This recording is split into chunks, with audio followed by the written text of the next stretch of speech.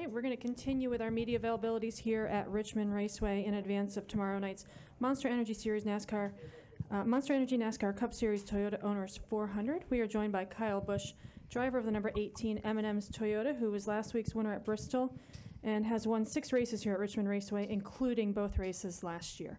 We will open up to questions for Kyle. Please raise your hand. We will get a wireless microphone to you. We'll start with Jerry and then go to Hank. Jerry Jordan, KickingTheTires.net. So what's happened in the past week since we've talked to you, but also talk about going into this weekend's race here at Richmond? What's happened this week? Yeah, anything happened that worth noting? In 6 days. Yeah, I can't remember what I even did yesterday, so I can't say that there's a whole lot going on. But no, it's been pretty quiet. Just our normal meetings week, whatever we had going on, and just got on track today and felt pretty good, I guess. Okay, a few other guys that were kind of running some good lap times as well too around us, and looking forward to qualifying being rained out. So hopefully we can start on the pole and have a good start to tomorrow night's race. We'll come up front to Hank.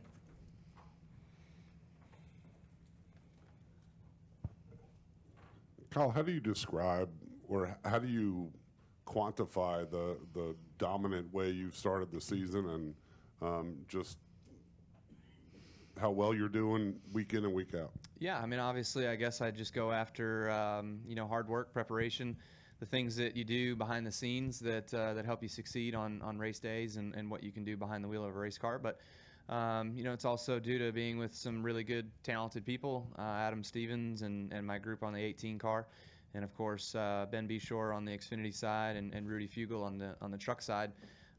They've all done a tremendous job in leading the groups that they've got with them, and we've been doing really well. And it's just the results have kind of been coming too. We've had a little bit of luck on our side as well.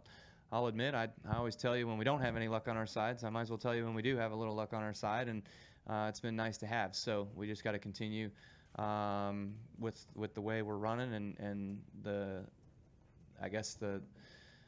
way that we're doing it, and keep being successful. Is there such a thing as momentum in racing? Oh, there's no question. There's momentum. Absolutely, yeah. I mean, you can go through the whole beginning stretch of the season. We've had a really good stretch to the beginning part of the season, and unfortunately, we're coming up to one of my most favorite racetracks in the world, Talladega, in a couple weeks. That can certainly end that momentum at any particular moment, and knock you down off your pedestal, whatever you want to call it, and then you got to figure out how to rebound and get back. So I think that's where our strength is, though. We've had some moments in some of these races that we've kind of been knocked off that we've been able to rebound and come back up through. So just treat it and like anything else, and focus forward.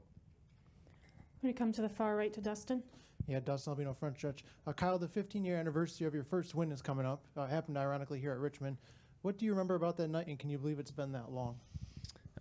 Yeah, we're talking about the Busch Series one, right? Yep. So I came here the year before in the Truck Series, and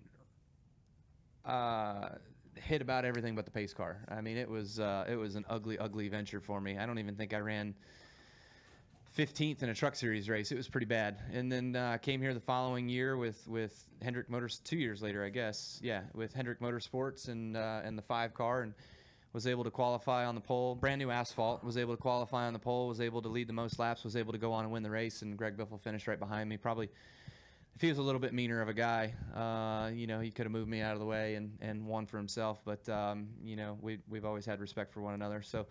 I remember that day and being able to score that first victory, and remembering going to victory lane and jumping off the car and all the guys catching me behind me, and just having a good celebration. So that was certainly a lot of fun. Can you believe it's been that long? Yeah, no, 15 years. Yeah, that's scary. I didn't think I'd be here that long for a few of those years, but I'm glad it's all worked out now, and there's better days ahead. You go here in the middle. Steve Wilson, SpeedwayDigest.com. You just talked about Greg Biffle. Why or what was your decision to tap him for a Truck Series event at Texas? Yeah, him and I had been friends for a long time, and we were just kind of BSing a little bit about it. And I always thought that it's it's nothing against the older guys. Biffle's older now, but you know, when you're done racing Cup or whatever, you go back and run Xfinity, or you go back and run truck or whatever it might be. And you know, he was a Truck Series champion, he was an Xfinity Series champion, coulda, shoulda, woulda been a Cup Series champion, just never quite got there. And so, you know, I asked him if he'd ever think about running full time in the trucks as kind of like an on your way out type thing. And I've asked him about it a couple times, and he's kind of given thought to it and was like, I really don't want full time. And so earlier this year, he asked me if I had a race available, and I was like, yeah, actually, I do. Not the one you want, but I got one that you can have, and take it or leave it. So he took it, and he's going to run Texas. Go in the far back. Kyle back here. Sean Robertson, CBS 6 here in Richmond. You mentioned your success this season, but can you just speak on your career success at Richmond Raceway, and is there one specific thing that has led to your success here? Yeah, I mean, again, like the first time I came here, I was terrible, and then I came back here after the repave with the Busch Series back then and was able to run really well. We won that race, first race here, and then ran pretty strong in my Cup Series career here since my Hendrick Motorsports days and in the Joe Gibbs Racing days. So, you know, I don't know if it's necessarily a tendency or a trait or something that works with me here. It just, yeah, whatever it is, cool, you know, just keep it going. So it's nice to be able to come to Richmond and know this is a familiar place or familiar territory that we can come and get strong runs and good finishes and, you know, be able to hopefully win and continue our winning ways here. I'm going to come up here to Noah.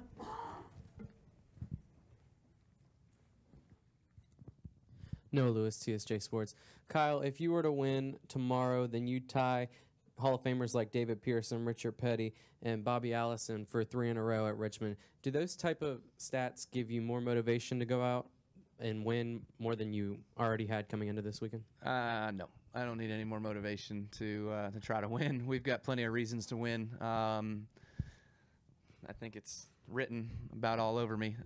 So, you know, it obviously is just cool to have opportunities like that. When you do win, when you are successful, you get other, you know, every weekend somebody kind of brings up something new to you, and you know, there's that top 10 streak thing that we're kind of running right now, which we're on, so that's pretty cool. And being able to keep that rolling as long as we can, and of course too, if we can win 3 in a row here at Richmond to match names like that, certainly the godfathers of our sport that have built our sport to what it is today would be pretty cool. And I remember, I think I'm only the 3rd guy now. Kenseth did it to win on my birthday, and I won here on my birthday years ago, so that was pretty special too.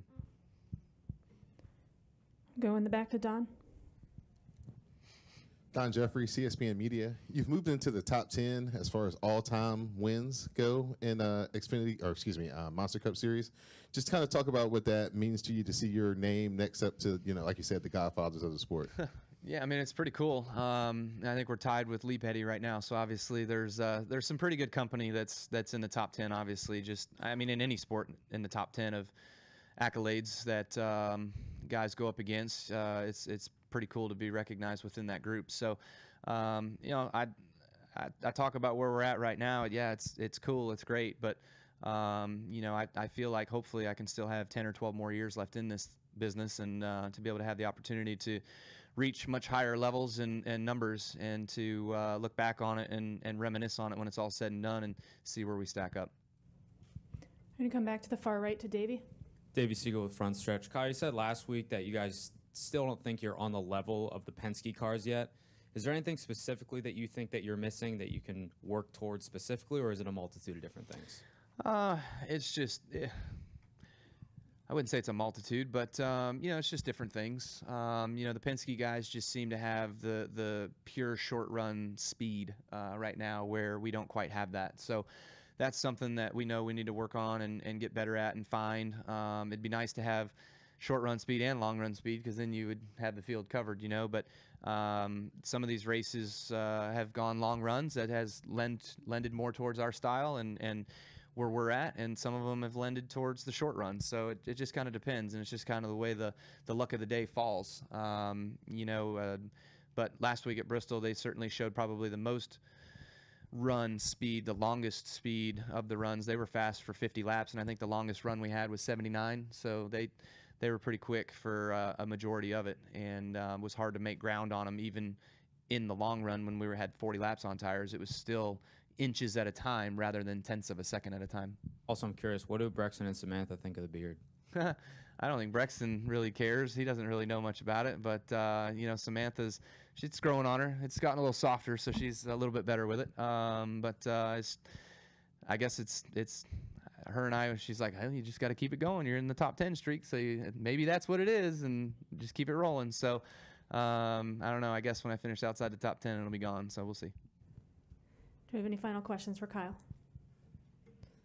All right, Kyle, thanks for joining us. Good luck this weekend. All right. There was no qualifying questions, no how does it feel to start on the pole, so I can be done so I don't have to come back later. Can we do that now? I really don't want to come back later. Feels pretty good to be able to get the #1 qualifying spot today. I want to thank Mother Nature for that and having the opportunity to start up front, because every time we do qualify here, we always qualify in the back. So it'd be nice to just start up where I think we're going to finish and not have to pass everybody. But, yeah, that's what I like. So up front, it's key. All right, we'll see you later.